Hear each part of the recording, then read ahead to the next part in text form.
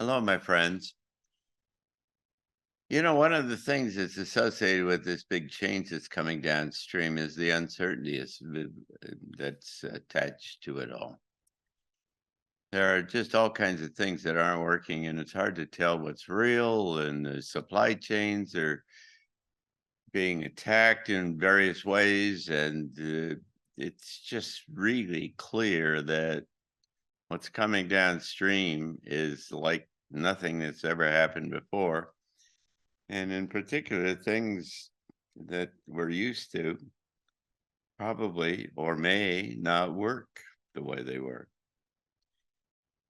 That's why back here in Berkeley Springs, here in West Virginia, where we live, that we've got all kinds of different programs. Some of us in the community are generating that will be able to provide us with continuity if and when the need is required. I mean, many of you know that I'm involved with an emergency communications network in the county that's all about being able to provide communications for everybody, the government, the first responders, the citizens, and so on, in the face of some major event where the usual kind of communications capabilities are not available. We're also doing community garden. I've got, I don't know, about 10 people that are all working on a garden in our, down in our farm here that, and we're doing all kinds of kind of innovative kind of things. The whole objective is to have food security so that regardless of what happens, that we can, uh, be able to sustain ourselves in that regard. There are some folks, and we're in- involved with them who are very organized in this process of trying to anticipate what might happen. There's an organization called American Contingency, which is a rather sophisticated and kind of broadly based, trying to think about all the different aspects of what happens if the system doesn't all work. And so, we plug into them sometimes, and some of our radio operators in the network are involved with them as well. And of course, we're sitting here putting together scenarios and contingency plans for the emergency communications network, kind of anticipating the different kind of things that might happen here that are related to our particular community and location. Uh, we're doing a whole bunch of other kind of things. I mean, there's a whole psychological aspect of this about how do you sustain yourself in the face of all this uncertainty and chaos, potential chaos, as the whole system reconfigures itself around a new set of kind of principles and ideas. Uh, there's a clear aspect, an important aspect of that is around community. And we have a number of programs that I've started back here that we have a supper club where we get together regularly, monthly, to talk about uh, what we all think might be coming downstream and how we can prepare for it. Everybody brings some food and we have a good time, and it's a nice community. It's a nice kind of fellowship.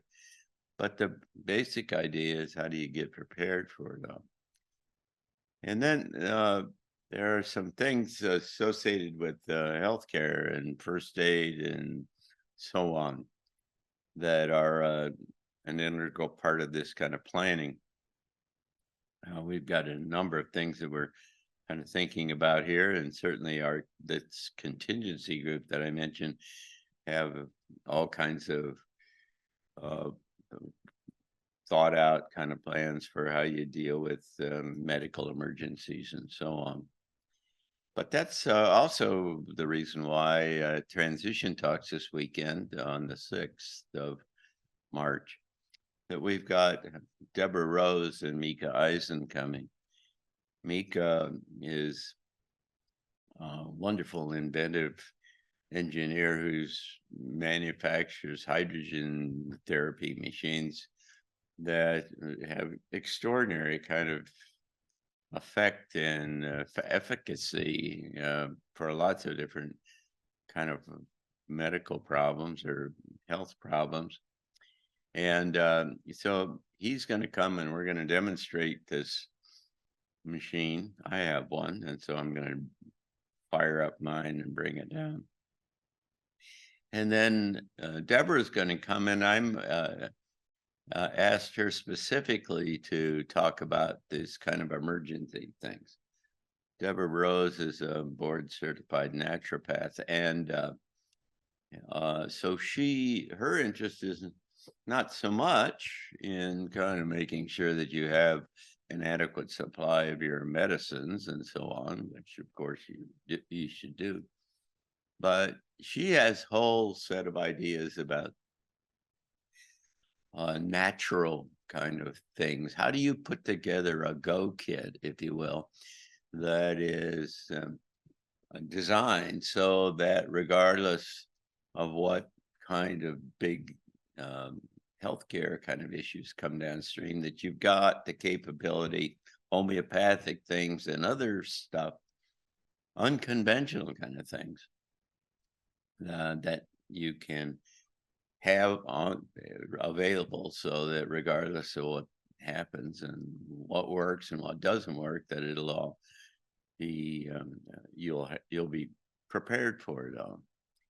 So Deborah's going to come, and she's going to part of a good part of her presentation is going to be about this whole contingency planning and how you get together the component parts and make sure you got them now, and yeah, and so that you're prepared. And she is building a list that we can all use as the basis for putting together our emergency first aid. It's not a first aid kit so much as a kind of sustainability kit, I guess. So that's going to be a kind of a special addition to the other good things that she's going to talk about. And so I'd encourage you to check out Transition Talks for this Saturday, the 6th, and where Mika and Deborah are going to be here. It's going to be a very useful and practical conversation in both cases. So thanks.